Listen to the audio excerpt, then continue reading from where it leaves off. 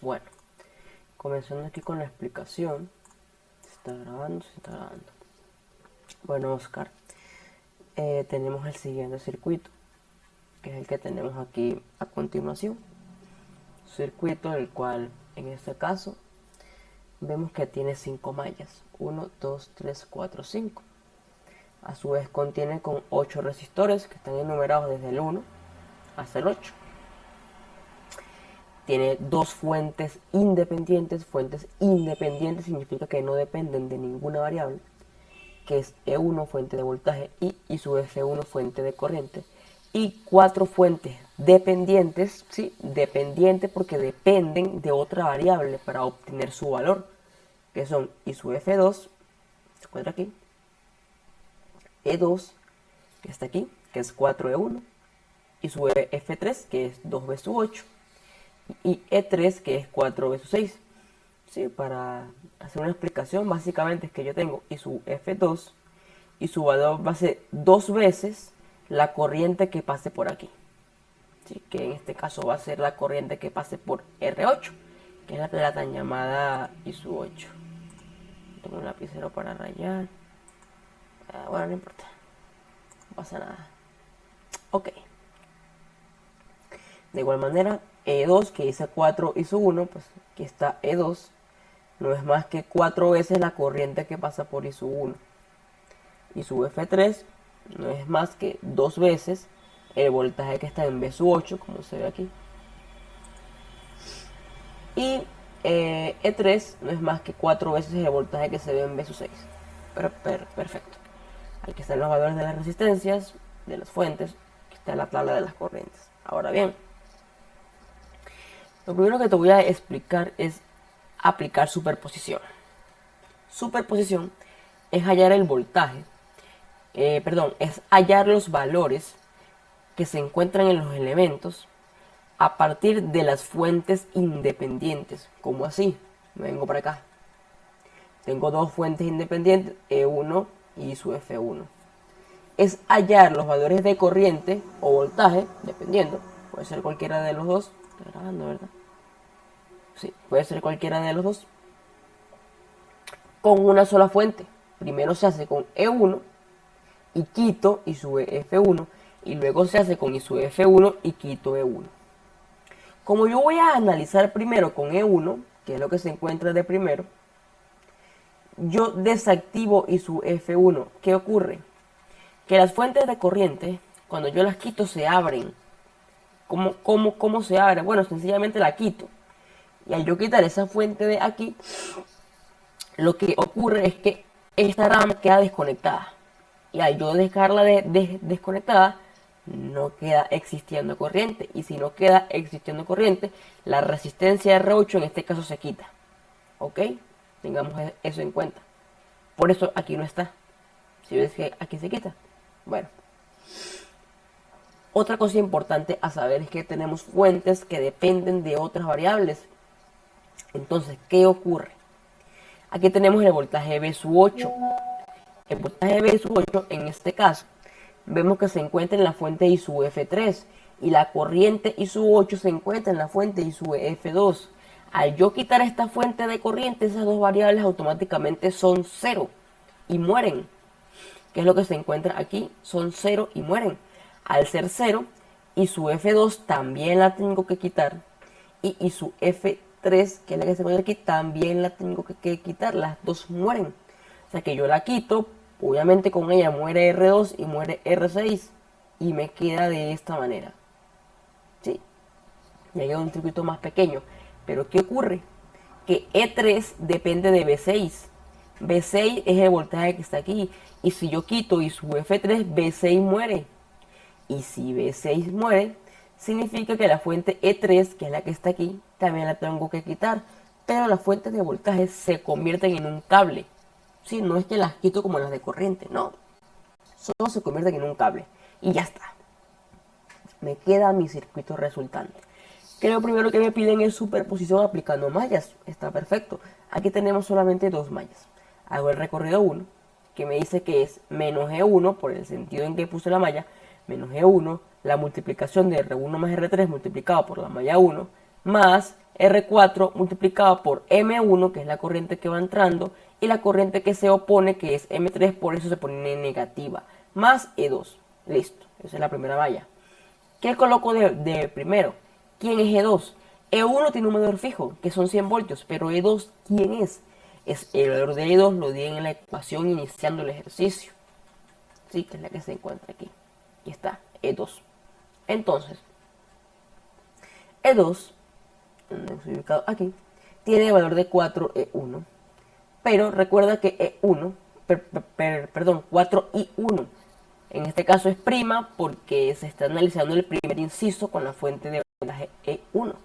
Cuando se analice la de corriente va a ser prima prima. Eso ya lo verás más adelante. Ok. Y su 1 va en el mismo sentido que malla 1. Por ende, malla 1 es igual a ISU 1 prima. De modo de que ya sé que E2 vale 4 ISU 1, que es igual a 4 malla 1. ¿Qué hago yo? Sencillamente convierto E2 en 4 malla 1 y aquí ordeno la ecuación ordenándolos por mallas. Tengo malla 1, o sea, con un factor común, y meto todos los valores de malla 1. Tengo malla 3, meto el valor de malla 3 y lo igualo a E1, que sabemos que son 100 voltios. Primera malla, perfecto. Segunda malla, pues lo mismo, solamente que hago este recorrido que está aquí. Este de aquí. Este recorrido. Nada. La saco. Aplico lo mismo con E2, ¿sí? Porque ¿qué pasa? Aquí sería menos E2 multiplicado por R4, que sería R4, que sería M3, por la que se opone, que en este caso es M1, por eso que está en negativo. Aquí, esta parte de aquí. Más la multiplicación de R5 más R6 por M3. Perfecto. Cambio E2 por el mismo cambio que hice en la ecuación anterior y la ordeno. Listo. Tenemos dos ecuaciones. Lo metemos en la calculadora, nos da las dos corrientes. Está perfecto. ¿Por qué lo copié con tantos números? Porque a Pavón le gusta así. Luego te ordeno todas las corrientes. Malla 1 y malla 3. Sé que malla 1 es igual a ISU 1 y las demás corrientes, pues este es 0 porque no existe la rama. ISU 3 es igual a ISU 1. ¿Por qué? Porque sencillamente pues, están en serie. En este caso. ISU 4 es M3 menos M1. ¿Por qué? Porque si yo me voy a ISU 4 es la corriente que está aquí, I4. ¿Qué corriente va en el mismo sentido que I4? M3, por eso es M3 menos ¿qué corriente se opone? M1. Por eso es M3 menos M1 por el sentido que tiene la corriente ISU 4. Si no lo entiendes, pues básicamente esta rama comparte dos corrientes porque se encuentra en el medio de dos mallas. Por esa razón es que pues, básicamente el resultado de ellas mismas es la resta de esas dos corrientes. Ok, esta parte te la estoy explicando más a detalle pues para que la entiendas, pero obviamente a medida que avance el ejercicio ya no me voy a detener tanto en estos detalles. Ok, ¿qué ocurre aquí? Perfecto, ISU 5 es igual a ISU 7 igual a malla 3. ISU 5 si es igual a ISU 7 en el mismo sentido, igual a malla 3 en el mismo sentido. Y ya, eso serán todas las otras corrientes son 0. Perfecto. Ahora sí hago lo que te expliqué. Vuelvo a colocar ISU F1, pero mato E1 y la convierto en un cable. Perfecto. Aquí pues, tristemente sí nos aparecen 5 mallas. Te las explico. Cuando tenemos una fuente de corriente en medio de dos mallas, se genera una supermalla. Entonces el recorrido que se hace es externo. Como así. Comienzo aquí, doy la vuelta completa y termino aquí. Un recorrido externo que cubre el recorrido mediante el cual se encuentra la fuente de corriente. Listo. Hago la ecuación del recorrido externo igual que como te expliqué anteriormente. Listo. Me queda aquí. Sustituyo E2. Malla 1 igual a ISU 1 prima prima. Ordeno la ecuación y me queda así. Malla 3 y malla 4, ¿por qué? Porque tenemos otra fuente de corriente en medio de dos mallas, otra supermalla. Hago el recorrido. Y la malla 5 es directamente ISU F1 porque directamente pues ya la corriente me da el valor de esa malla. Ok, aquí aplico la segunda supermalla. Hago matemáticas porque tengo el valor de E3, pero E3, 4, B6. Pero ¿quién es B6? B6 lo tenemos aquí. Y B6 en este caso es R6 por ISU 6. Pero si nos ponemos a ver, I sub 6 es igual a I sub F3, que es lo que está aquí. I sub F3 a su vez es 2B sub 8. ¿Quién es 2B sub 8? En este caso, B sub 8 es I sub 8 por R8, pero I sub 8 es I sub F1. Si es sustituir valores hasta obtener una ecuación. La ordeno y aquí me queda como la ecuación final. ¿Ok? Listo. Aquí está lo de la malla 5, que es directamente I sub F1. Y tenemos dos ecuaciones de restricción. Esas ecuaciones de restricción básicamente me la da la fuente de corriente. ¿Qué es hacer lo siguiente? Si yo sé que la corriente baja, miro cuál va en el mismo sentido de la corriente. Sí, está grabando, ¿verdad? Y la que va en el mismo sentido que la corriente es M1. M1 va en este sentido. ¿Quién se opone? M2. Por eso la ecuación en este caso es I sub F2 igual a M1 menos M2. Ordeno, me queda así. Lo mismo pasa con I sub F3, que es M3 menos M4. Ya con las cuatro ecuaciones, que son estas que se encuentran aquí, ordenadas, las meto en la calculadora, me dan las corrientes y saco las corrientes respectivas. Se restan las que comparten la malla y las que no comparten malla pues son corrientes que van directas. ¿Ok? Luego, ¿qué hago? Como ya analicé los dos incisos por separado, lo que hago es que las sumo. Sumo las corrientes de los dos incisos y me da la corriente total. ¿Ok? Ya teniendo la corriente total, lo que hago es multiplicar esa corriente por la resistencia para obtener su voltaje. Aquí está el voltaje de las 8 resistencias.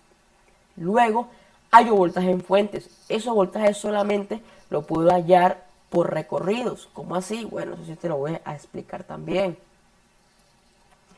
Si yo ya tengo, por ejemplo,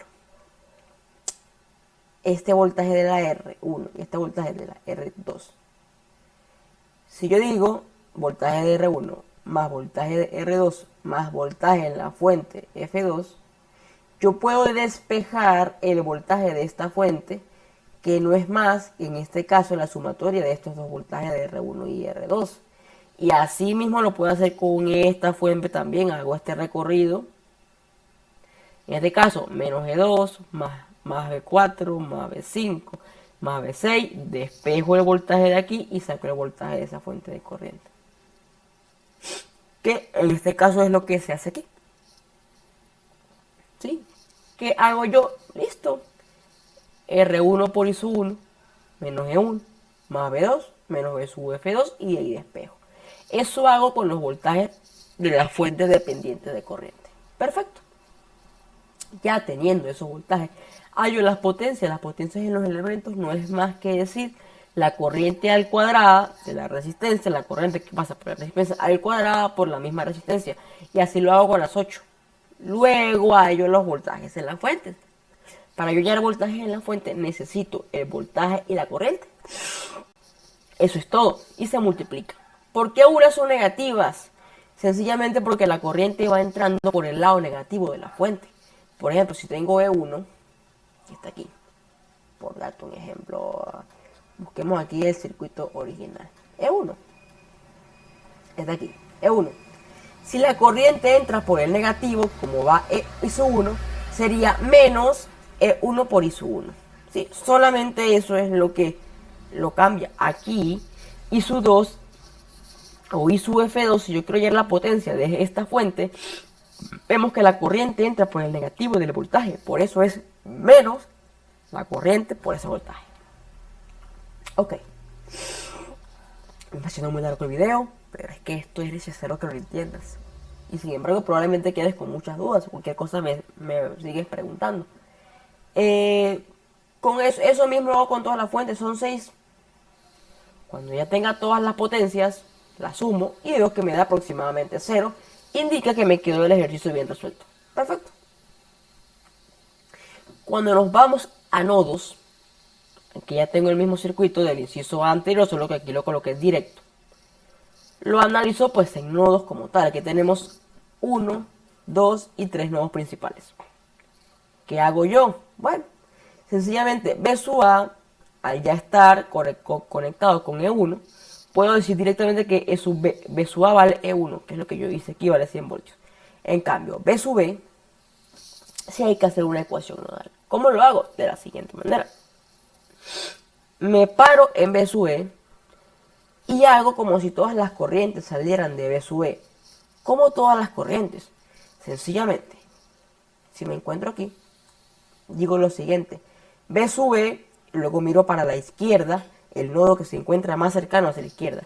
B sub E menos B sub A entre R1 más R3, porque son las resistencias que se encuentran entre esos dos nodos. Por eso me queda B sub B menos B sub A igual a R1 más R3. B sub B menos, en este caso, la fuente de voltaje más cercana, que es E2 menos E2 sobre R4. B sub B menos E2 sobre R4. Más B sub B menos B sub D, pero B sub D es directamente tierra y tierra vale 0. Por eso es B sub B menos 0 sobre R5 más R7. Aquí está. Eso, aquí se ve un poco el tachón, pero lo borré porque era 0. Eso lo igualo a 0. ¿Qué hago yo? Bueno, E2 en este caso tiene un valor, ¿sí? E2, E4 y 1. Pero ¿quién es I1? En este caso, como la corriente va para acá, I1 es B sub A menos B sub B entre la resistencia. La suma de la resistencia.